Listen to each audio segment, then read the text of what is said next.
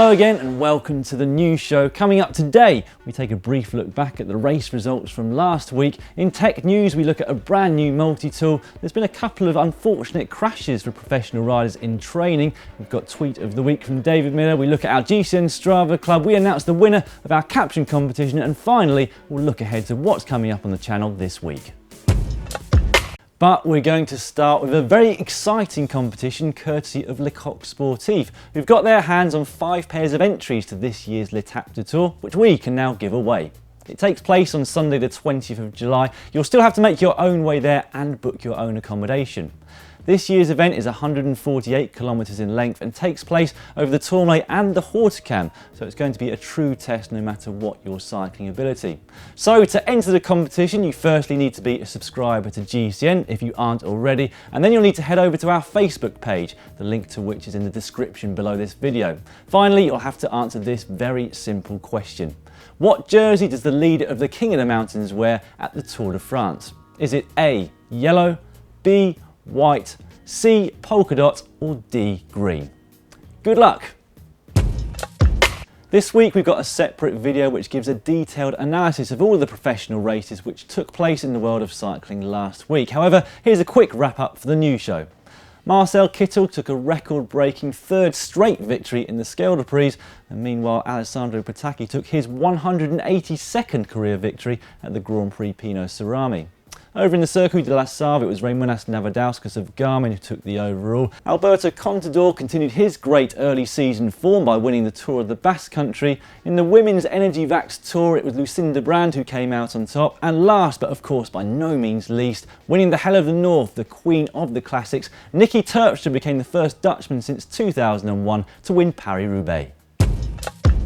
On to caption of the week now, and last week we gave you this picture of Sepp van Mark after the Tour of Flanders. We had some cracking entries over the last 7 days, but the winner had to be this one from Chantal Koolsma. Oh gosh, I can't look at Matt Stevens' haircut anymore. Whew. And when I spoke to Sepp after Paris-Roubaix on Sunday, he said not only was that caption funny, it was actually also what he was thinking after finishing 3rd at the Tour of Flanders. So well done Chantal, send us your address and we'll send you a GCN water bottle. This week's picture comes courtesy of Taylor Finney of BMC, who tweeted this of his teammates. Once again, as usual, leave your best captions in the comment section below this video.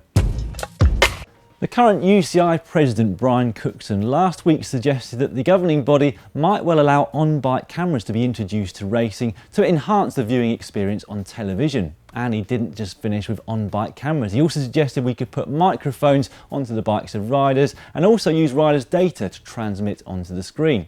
What do you think we should see on television to make things more exciting? As per usual, you can let us know your comments and thoughts in the section below this video.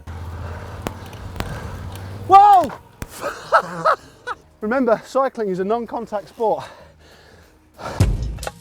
So what's on the channel this week? Well, on Monday we already gave you our detailed race roundup from all the races which took place last week, and we had the latest of our Campagnola mechanical videos. Tuesday is of course news day. On Wednesday we show you how to improve your climbing speed, and on Thursday we've got a double whammy. Top 10 riders to look out for at Amstel Gold and top 10 riders to follow on Twitter.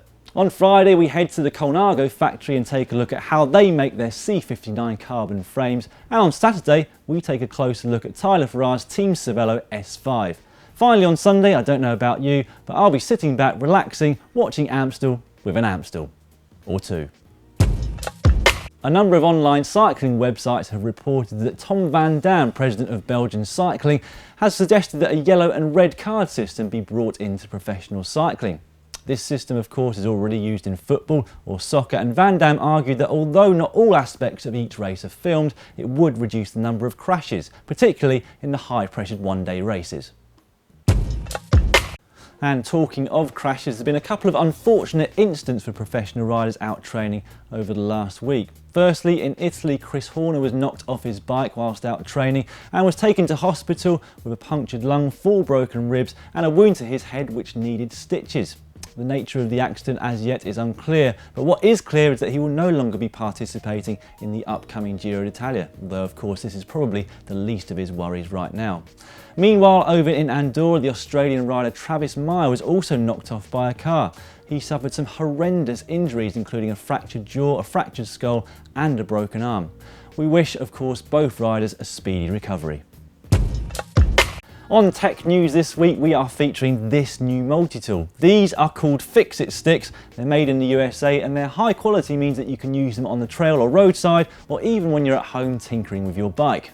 Handily, they also pack down much smaller than an average multi-tool, meaning it uses up less room in your pocket or saddlebag. Customers can customise which Allen keys or screwdrivers they want, and it also comes with a handy little recycled inner tube pouch to keep everything safe. The GCN Strava Club is now quickly closing in on 5,000 members, and there's a familiar name to start off with. Cycle Doctor 1 has once again ridden the most number of kilometres over the last week at 1,120. Meanwhile, the longest ride was from Dustin Reeves. He rode 322 kilometres with friends from Houston all the way to Austin in Texas, even taking a KOM on the route. Finally, Mike Schweiger has topped our elevation gained leaderboard, but we think there's something wrong here. So unless you can prove us wrong, Mike, we're going to award that title this week to Normando Quirago in Spain, who did almost 15,000 metres of vertical climbing.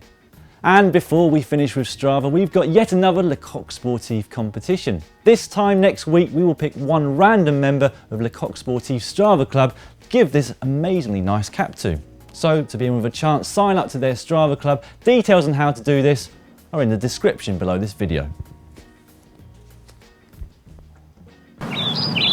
This week's tweet of the week comes from David Miller, who on Sunday finished his first ever Paris-Roubaix. Soon afterwards, he had this to say.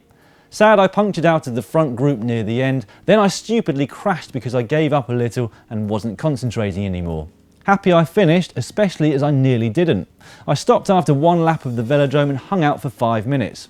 18 years of pro, still a moron. That's all for this week. Thanks very much for joining us. We'll be back, of course, at the same time next week. Dan, forgot my wallet. Again?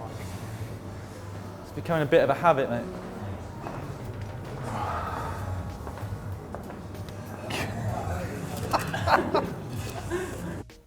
Have you seen this week's race roundup? If not, click here. Have you subscribed? If not, click on my face.